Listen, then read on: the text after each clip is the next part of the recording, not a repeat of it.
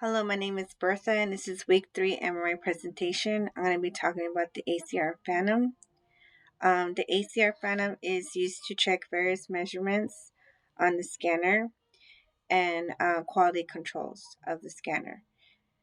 When handling the ACR Phantom, you want to use 2 hands at all times when carrying it, being very careful with it. One of the reasons is because the Phantom has a fluid inside called nickel fluoride. Uh, it carries nickel chloride, and it's extremely toxic. So if it were to fall and break, it's very dangerous because it's now become a toxic chemical hazmat. And if it gets on your skin or in your eyes, it could do some really serious damage. So if it gets in your eye, you have to rinse it out for 15 minutes. If it gets on your skin, then you gotta quickly remove your clothing and rinse off. Just breathing as well is very toxic, so it's very dangerous if you're not handling it correctly. The QC procedures that ARRT requires are signal to noise, center frequency, um, transmitter gain, geometric accuracy, equipment inspection, room temperature, cryogen levels. So the signal to noise, the measurements look at the ratio of within the phantom, the noise outside of the phantom. The center frequency basically looks at what frequency measure or what frequency the protons of interest are processing um, in the ISO center. That transmitter gain basically measures the RF frequency, the radio frequency, that produces a 90-degree RF pulse, other flip angle. The geometric accuracy measures the slices of the phantom to test the measurements of the scanner's ability to accurately um,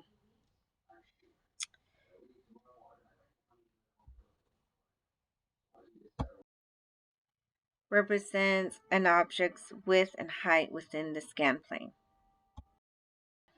For equipment inspection, we're required to make sure that all cables, coils are functioning correctly and still in good use.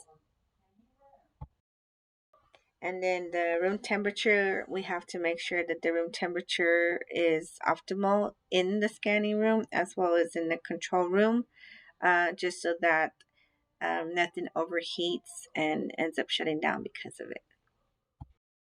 The measurements on the cryogen levels on the superconductor scanners, it's basically the levels of the helium must remain above a certain percentage.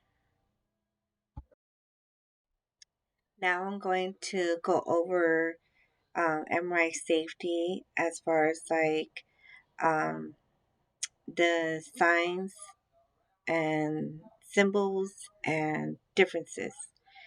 So for MRI safe, it's basically a green square with the letters MR. So that signifies MRI safe. MRI safe, we've considered that it's any material object that's not metal or it's ferrous that can enter the scanning room. So those things will be like plastic, foam, or cotton. And MRI conditional is a triangle, a yellow triangle with black outlining and black letters that say MR. That will be the MRI conditional symbol.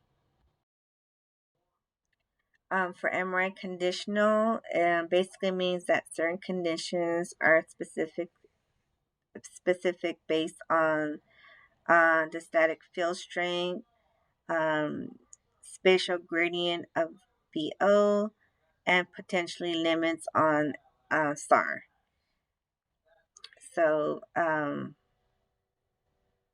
usually special monitoring is required, and an implant card as well, depending on what the patient may have, would be asked for, and on the implant card would give the specific conditions to scan the patient.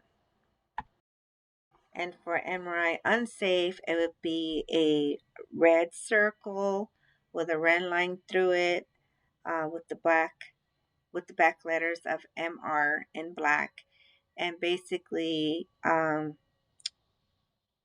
anything that's metal or ferrous will be considered unsafe to enter the scan room. Some unsafe implants would be pacemaker and aneurysm clip. So next I'm going to talk about wheelchair transfer. So basically for the wheelchair transfer, you're going to angle the bed, you're going to angle the wheelchair to the bed, and then you're going to put on the brakes, and then you're going to remove the feet rest out of the way, and then you're going to stand in front of the patient, and you're going to um,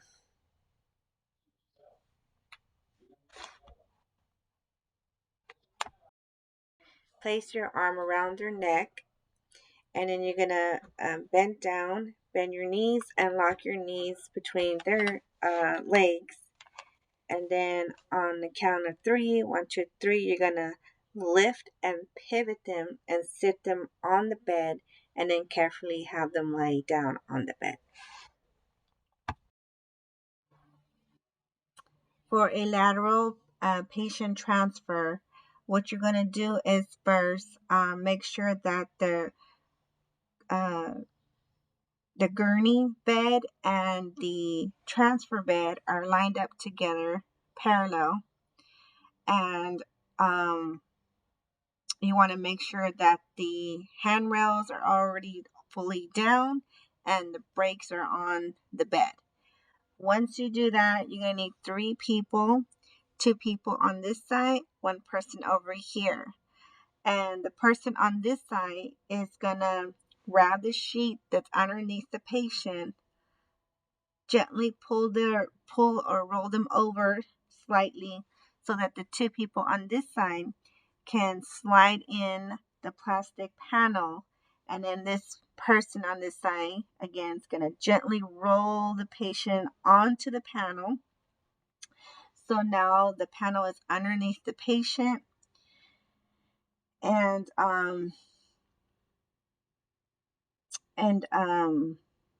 once they do that, then the 2 people here and the person over here are going to do a count of 3 count off, where they're going to gently grab end of the sheet here and the sheet here, and they're going to gently slide over the patient onto the other bed.